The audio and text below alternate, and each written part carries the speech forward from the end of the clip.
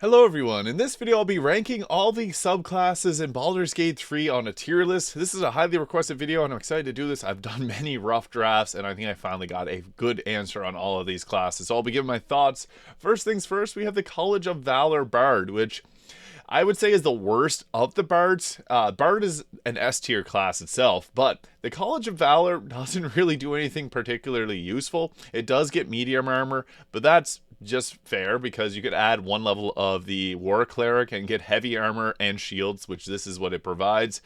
And it does get the extra attack that the Sword Bard gets, but the Sword Bard gets a whole lot more. So in terms of its comparisons to the other subclasses, it's just not that great. Now, the College of Lore is pretty good. It gets 2 magical secrets. So at level 6, it gets the level 3 and below spells. And then at level 10, it'll get the level 5 and below spells, which is pretty good. It also gets Cutting Words, which is a nice action to use. And overall, it is better than College of Valor, but compared to the College of Swords Bard, I'm just going to put it in the B tier because the extra magical secrets, while it is useful, you could also just add one level of the Wizard and the Intelligence Circlet and get more out of that than the College of Lore would add. So it is good, but there's better classes. The College of Swords, on the other hand, is an easy S tier. So this gets Flourishes, which there's a lot of ways we can abuse that. So the Flourishes can be used by a Paladin multiclass, so you can do double smites. It also gets the magical secrets, so even though it is more of a sword-focused class, at level 10 you'll get things like Cone of Cold and Conjure Elemental, which is just incredible for something like this. So it's a great class. I also have a build guide that I think is one of the most overpowered builds in the game with the Sword Bard and then adding in the Band of the Mystic Scoundrel. So we're going to attack twice with the Arrows of Many Targets and the Helmet of Arcane Acuity. So you get a plus 10 to your spell attack rolls, then you can, or spell save DC.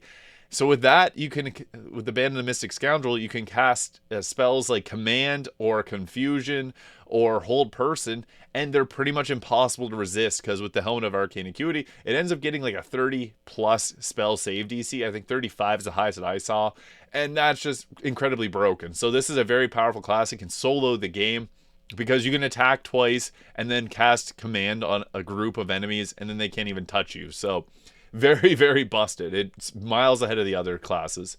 Next, we got the Berserker Barbarian, and this is actually a really great subclass because it can have a lot of synergy with some other classes. The Berserker, I'm going to put in the A tier. The Berserker is definitely the best version of the Barbarian, but it does see its limits kind of falter after around at about 5 levels of Berserker.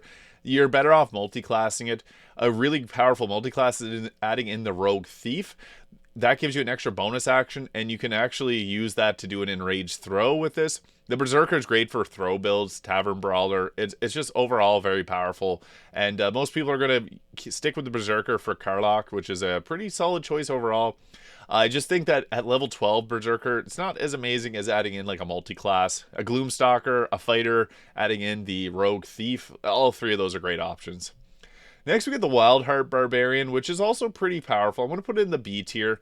Some of the best Wildheart versions would be adding in the Tiger aspect, which would add bleed to your attacks. And then there's also a really nice option. You get the you basically get Cleave for free with the Wildheart, and the Cleave will also apply bleed to people. And then you can add in other aspects that'll stop you can maim targets that are bleeding, so if you attack them again, they can't move, which is pretty nice.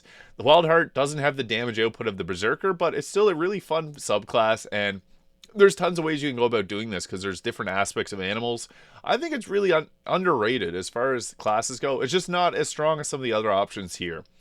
Next, we got the Life Domain. I'm going to put this up in the A tier. It's not the best cleric, but it's a really great cleric overall. And the Life Domain is the true healer. Now, in the action economy of Baldur's Gate 3, you're better off just dealing damage. And that's where something like a Sword Bard's even better because it has crowd control and damage, which is going to be better in the action economy than just healing. You typically don't want to heal. You want to be using short rests to recover your health.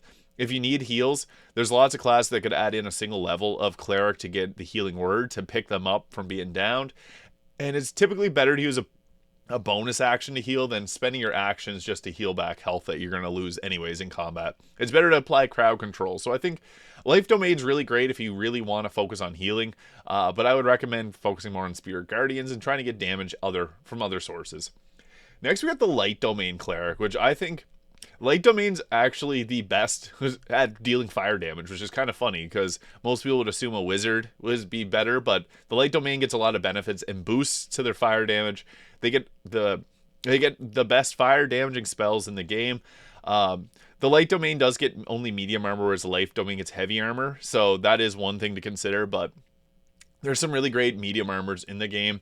The Light Domain is, I would say, the most underrated. Clerics, people don't think of the Cleric as an amazing offensive class, but it is. It really is. So, Light Domain, putting on Spirit Guardians, running into the fray of things, dropping fireballs, you name it, the Light Cleric's actually really great. So, that goes in the S tier. Next, we have the Trickery Domain, which, it's not amazing. I'm going to put it in the C tier. While it's not, it's not the worst class in the game, it could go D tier. I'll reconsider it as we get a little further on. It does get a little bit of a bonus having some additional effects from stealth, so it can have some niceness to it.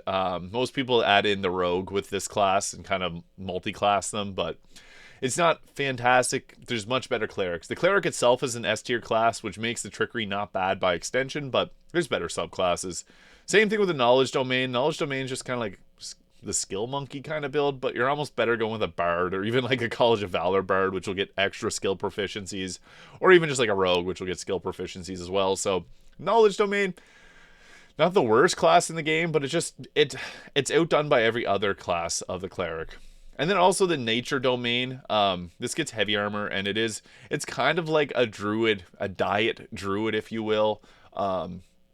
It might be a little bit better in the trickery domain, but the nature domain is just missing a lot of things that a druid would bring and do better. So if you want to go nature domain, you're almost just better off going with a circle of spores druid, which I'll get into when we get to it. But yeah, nature domain, better than trickery and knowledge, but all it really gets is a bit of extra druid spell. Speak with animal. It's the only class that can speak with animals at will, so that's something that's nice. Druid has to cast as a spell, whereas this just gets it prepared always. Now, the Tempest Domain. This is by far, I would say, the best of the clerics. The Tempest Domain can get at level 1, it gets a reaction that allow you to do 2 to 16 lightning damage on attackers, which is nice. But you can also, this is very synergetic with a Storm Sorcerer or even a Draconic Sorcerer, because it'll give you, the Tempest Domain gets heavy armor. It also gets more weapon proficiencies, but it also gets the ability to create water and do double damage. At level 2 Tempest, we also get the Channel Divinity, which this is just absolutely broken, but what it does is with the Tempest, when you deal lightning damage, you can use your Channel Divinity to deal the maximum amount of lightning damage. That's just busted. If you add in a level of Wizard and you're able to grab Chain Lightning, that means that Chain Lightning is dealing 160 damage, which is just incredible because Chain Lightning goes to 3 other creatures within 18 meters. So Tempest Domain is absolutely broken. I think it is the best Cleric Domain for sure. Even a simple level dip of Tempest Domain Cleric is actually good for many classes because it gives you heavy armor. It gives you Create Water, which you can set up your other lightning or cold damage dealers. Water is really broken in Baldur's Gate 3 because you can use Create Water outside of combat and it doesn't aggro people. And then when you use like a cold spell or a lightning spell, they deal double damage, which is just, I could talk all day about this. I'm going to move on to the next one. War Domain is also, I would say, it's an S tier class. A single level War Domain dip is also another great option. These two are, I would even, I guess, move maybe Light Cleric down to top of the A tier. These two just are by and far the best. They add heavy armor. What the War Domain brings is it gives you a bonus action attack. So if you add this in, let's say you have 11 levels of fighter, you have 3 attacks, you feeling mighty, and then you're like, do I really need another feat? No. Add in the War Domain, and then you can use your bonus action to make another attack, up to 3 times per short or per long rest. So that is just crazy because that gives you, if you have haste on if you got haste on your fighter, they can do their 3 attacks, and then they can use their bonus action to make another attack. So that's pretty strong. The War Domain is a really great addition to many classes because it'll give them all heavy armor and martial weapons. So I think a War Domain Cleric dip is even better than a fighter dip in some instances. So yeah, it's great. Next we have the Circle of the Moon. This is the best tank in the entire game. I hear a lot of people say that the fighter is a great tank. No, the Circle of the Moon is actually the best tank. The reason being, you get 2 wild shape forms, and you get the ability to cast them as a bonus action, which is huge. What's also nice is you can use that to give yourself temporary health points, because when you're in wild shape, you have temporary health. So go into your bear form or whatever form you want to go with, the dinosaur form. That's your health bar. It gets depleted, and then you get... The bear is probably best because you can goad enemies into attacking you. But also, you got another wild shape form, so once that's gone, once your health bar depletes, pop into wild shape again, you got another full health bar. And then on top of that, druids are extremely powerful spellcasters as well, and definitely underrated. You get two of them in the... You get Jahara and Halsin, which are fantastic. I'm putting this top of the A tier. Circle of the Moon is really great and underutilized. You also can... What's nice is you can summon in your Woodwode, who can summon in someone else, and that Woodwode can cast Spike Growth, which is one of the greatest crowd controls in the game. So it's actually a very, very powerful build. I don't see a lot of people talk about. This is definitely the best tank. Next, we got the Circle of the Land, which is... I'm going to also put in the A tier. Druids in general are really good in Baldur's Gate 3 because they have great crowd control, but they also have a good selection of spells. And they also benefit from adding in like a water because they get Call Lightning, which is a great... It's a concentration spell, but if you have low spell slots, you can just continually Call Lightning, and it does upwards of 30 damage. So it's a really great spell, or it's a really great subclass overall. I think this is a really effective class. And definitely underrated. It could go top of the B tier, but I'll leave it in the A tier for now. Circle of Spores. This, I actually think this is an S tier class. The reason being, in Act 3, you can easily get armor that will give you the ability to give haste to your entire team. Another thing I don't see enough people talking about. So if you get the Circle, or if you get the Spore Keeper armor, which is in Act 3, really easy to get, you get some extra spells if you're in your... symbiotic entity form, so that just gives you the temporary health, but you get haste spores. Now what this does is it gives people haste, and if you have your team grouped together, you can give 4 people haste. The sorcerer with twinned haste can only give it to 2 people, and that uses an action, but you can give it to 4 people with a Circle of Spores. Not to mention, this is one of the best summoning classes. There is some synergy with the Necromancer Wizard, so I have a build guide on that with like a split. But even 12 levels of Circle of Spores, you also get your wild shape forms. So you can go into wild shape, you get a little bit of tanky health. And then the Circle of Spores also gets a symbiotic entity health, so that's plus temporary health. You're typically not going to be in wild shape form, but it is a Hail Mary if you're in a sticky situation, you need some extra health.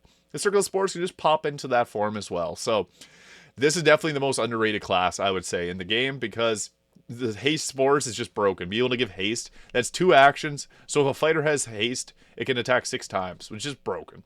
So Circle of Spores, very underrated. Next, we got the Battle Master Fighter. I'd probably put this in the S tier. Fighters are great, and I would recommend a fighter. The reason I'm going to put it in the S tier is because beginner players in Baldur's Gate 3, you should have a Battle Master. Because the fighter itself is fairly straightforward and simple with it. It's go in, bonk, run away to other targets, bonk. The Battle Master gets a lot of great spells, so you get Menacing Attack, which can give fear to enemies, which just shuts them down. You get Rally, which can heal your team.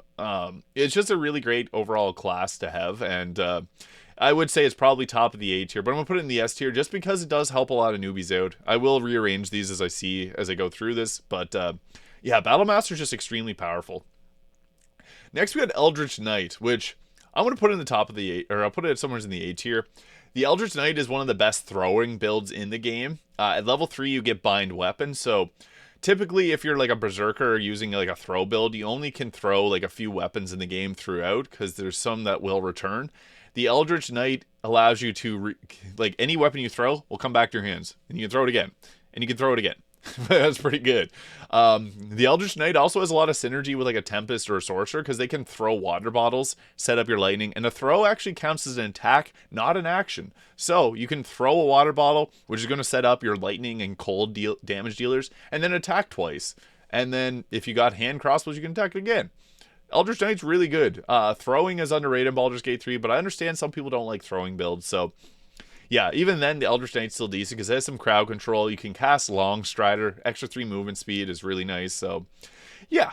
Next, we got the Champion, which it's just not as good as Battle Master or Eldritch Knight. I'll put the Champion in the B tier because a fighter at the end of the day is still a fighter. It's a great class. But the Champion, it just really brings the extra you get an extra -1 to the amount you need to roll a critical hit.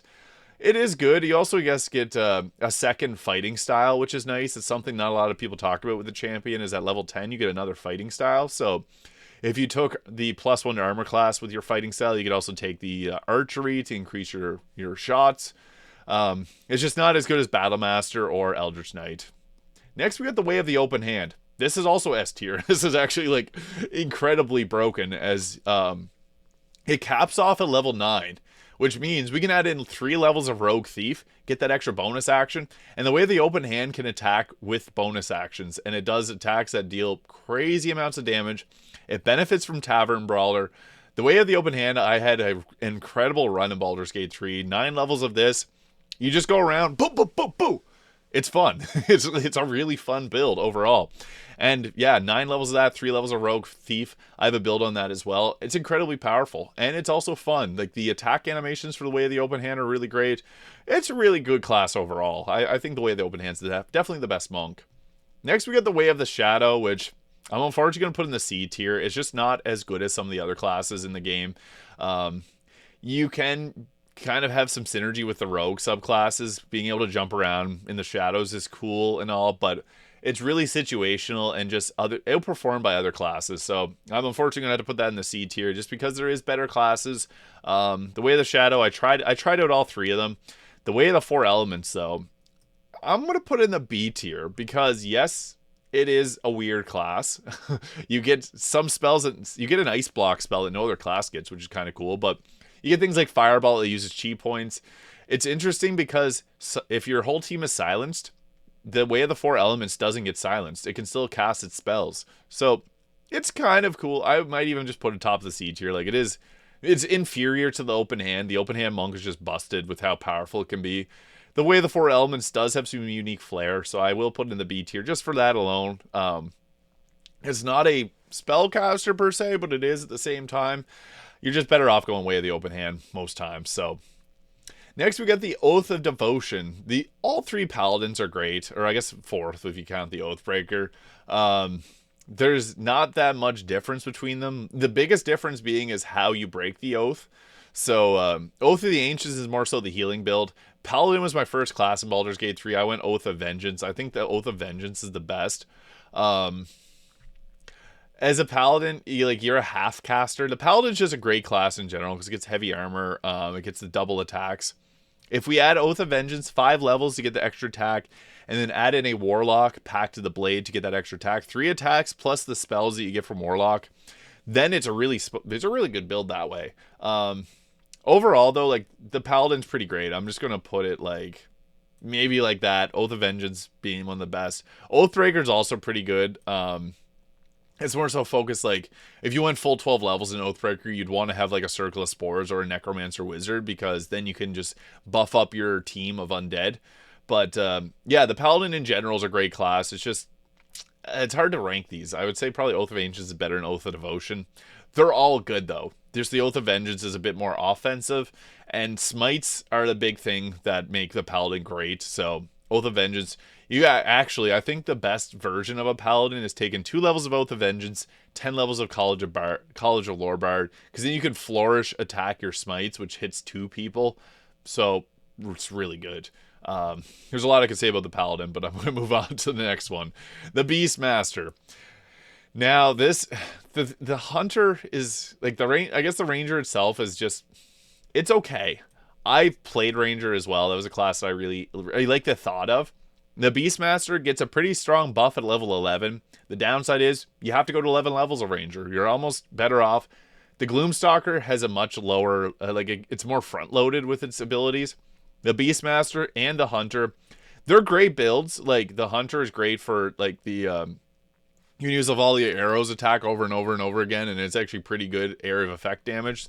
The Hunter's probably one of the best area of effect damage in the game, but the Beastmaster is good, but Circle of Spores, just with the undead, you end up getting more people to take hits for your team and turns the action economy much quicker than the Beastmaster would. It comes online at level 11, which is a little bit late in the game. You get these cool armors on your bear and your wolf and things like that, but yeah, I don't know. I just have always found that the Ranger felt lackluster, until we talk about the Gloomstalker, which is an A tier one. What makes the Gloomstalker so great is it gets everything at around level 5, 6. So you can take 6 levels of Gloomstalker, 3 levels of Rogue, and then 3 levels of Fighter, and that's one of the most popular multi-class builds because you get Action Surge, you get the extra bonus action from Rogue, and then you also get all the bonuses that the Gloomstalker gets on first turn. So they get extra actions, they get extra attacks. The Gloomstalker is really great compared to the other two because it's front-loaded. The Ranger just doesn't bring as much to the table as some of the other classes bring, so that's why it's best to almost just multi-class with Gloomstalker. Next, we got the Thief. Now, the Rogue itself, I did a class tier list, and I put Rogue in the C tier. The Rogue is probably the weakest class, but, big but here, Thief is S tier. Reason being, 3 levels of Rogue Thief gives you an extra bonus action. Why is that important? We also get bonus action Dash, Disengage, and Hide. And an extra bonus action opens up the ability to do a lot of crazy stuff. I even tried out a Sorcerer with Thief, because while you do lose sorcery points, you get an extra bonus action to cast spells. So you can cast 3 spells in a turn as a Sorcerer, Rogue, Thief. That's not an amazing build overall, because you kind of limit the amount of spells that you get. But 3 levels of Thief can benefit pretty much every class, like the Berserker Barbarian, as I mentioned. If it's a throw build, an extra bonus action means you throw again, which is big. With the Eldritch Knight, same deal. With the Open Hand Monk, it means you do Flurry of Blows again, which is a very powerful skill to use. So, Rogue Thief is definitely S tier. Assassin is probably C tier, I would say. The Assassin's not amazing. There are some shenanigans you can abuse with the Assassin, like if you disengage your party, go into stealth attack to get the bonus to critical hits, and do your critical hits, and then turn invisible with the Deathstalker Mantle, and then disengage and run away, and attack again to get surprised. That's, I guess, the best use of the Assassin, but that's tedious. I just did a build on that, and with my testing, I just found the Assassin felt a little bit more boring to play than any other class in the game, so it's just not an amazing build compared to the Thief, which the Thief's just consistent. An extra bonus action attack is really nice because you can do an offhand crossbow attack, which is really nice. Now, the Arcane Trickster is the worst class, I would say, in the game.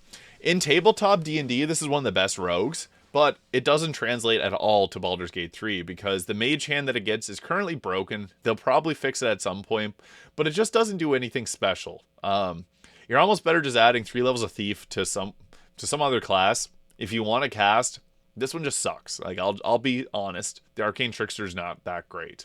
Yeah, it just doesn't have anything special to it, and the Rogue itself is not an amazing class, only getting light armor, doesn't get a lot of weapons. You're just better off doing any other class, really. The Arcane Trickster maybe will get a buff in the future when they add in things with patches, hopefully, but yeah, it just doesn't have the same oomph that some of the other subclasses get.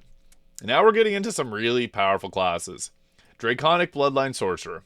I think that this is the best class in the game. So what the Draconic Sorcerer brings is it sets your armor class to 13 plus your dexterity modifier. So early game, you can just wear clothing and you're fine. It gets that base armor class. It also, at level 6, will get whatever Draconic Bloodline you choose. So there's ones that will increase your cold damage. There's ones that will increase your lightning damage. There's one that will increase your fire damage, acid damage. Typically, lightning and cold are the 2 best. And the huge boost to this is at level 11, you get to be able to use Fly, and it uses your movement speed. The Storm Sorcerer gets Fly at level 1 after casting a spell, and you have to use a bonus action to be able to fly. Now, the Storm Sorcerer does avoid any opportunity attacks with that, whereas the Bloodline Draconic one doesn't. But you also don't have to use a bonus action, so there's a little bit of trade-off there. They're both... I'll just rank them both because they're both extremely powerful. The Sorcerer is probably, I would say, the best class in the entire game. The reason being is meta magic. You can use Quicken Spell to cast a spell. So let's say you have water set up, you cast Chain Lightning. Boom, it deals insane amounts of damage. You can then use a bonus action and cast Lightning Bolt or another Chain Lightning if you have it available. The Marika Heshker staff will allow you to cast it up to 3 times. So you can literally end encounters on turn 1 with a Storm Sorcerer. The Storm Sorcerer also has great synergy with the Tempest Domain. Like, this is one of the I would say the best multi-class build in the game. You could go 11 level Storm Sorcerer to get Chain Lightning, 1 level of Tempest to get the bonus to lightning damage and create water. Solo the game with that. You can also do 10 levels of Storm Sorcerer, 2 levels of Tempest, 6 levels of Storm Sorcerer, 6 levels of Tempest. There's just so many amazing builds. Storm Sorcerer also gets Call Lightning. Both of these are fantastic. If you're doing a lightning focused build, you want one of these. Definitely. The Bloodline gets an extra. It'll add your attack modifier or your spellcasting modifier to the damage of the attack. So if you chose the Lightning Ancestor, you'd get a +5 at 20 Charisma to your lightning damage, which ends up edging out the Storm Sorcerer. But I played both. They're both incredibly fun. The Storm's probably... Now, I'd say the Draconic's easier early on because you get the increased armor class just from wearing clothing.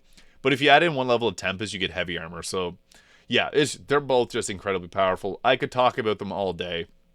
Next is the Wild Magic Sorcerer, which I'm going to put in the B tier. The Wild Magic, it's still a sorcerer. It's fantastic. But compared to its brothers, the Draconic and Storm, it just doesn't add that much.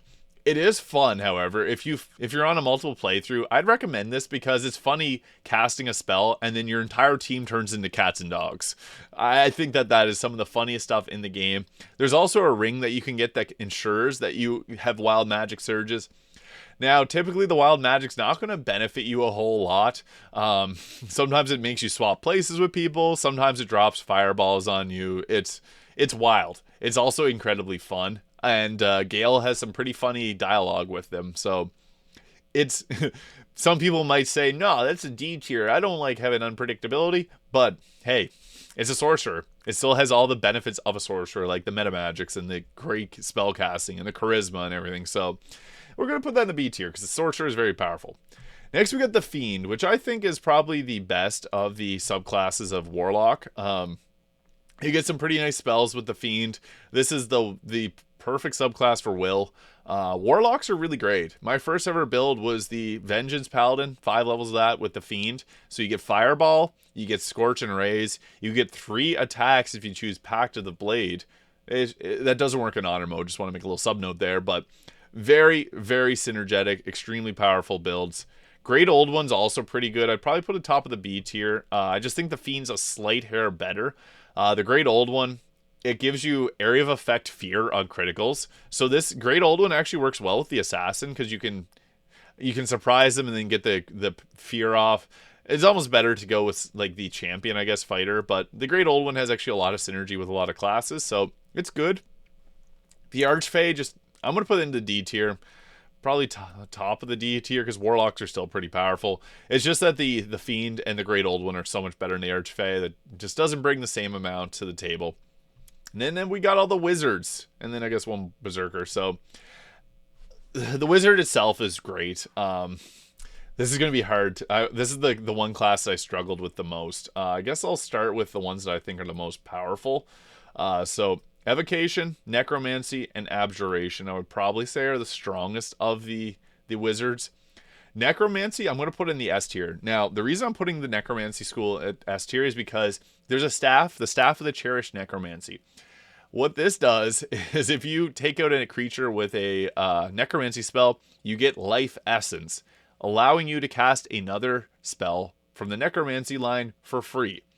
Circle of Death is a level 6 area of effect spell that deals a great amount of necrotic damage, and if you take out a target with that area of effect explosion, not only do you get it casted again your next turn, the Necromancer Wizard adds whatever spell that you use. So let's say you used a level 6 spell, any level 6 spell will double it and give you the health back. So you get 12 health back on a normal spell. But if it's a Necromancy spell, you get 3 times the spell's level back as health. So if you cast Circle of Death, you heal for 18, which is just mind-numbingly explosive.